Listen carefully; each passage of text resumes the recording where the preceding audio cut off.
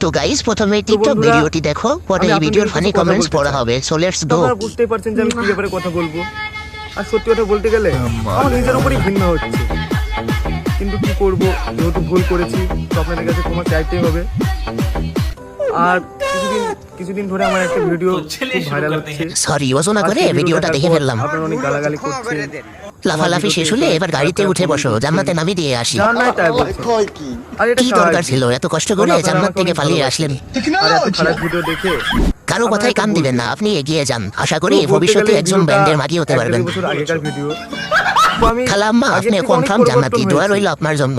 আর আমি এখন সবসময় কাজ নিয়ে ব্যস্ত থাকি আর কাজের প্রতি অনেক ফোকাস দিচ্ছি।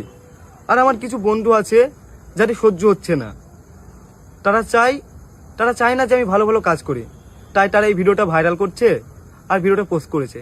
তো আপনারা এবার বলবেন কমেন্টে যে ভিডিওটা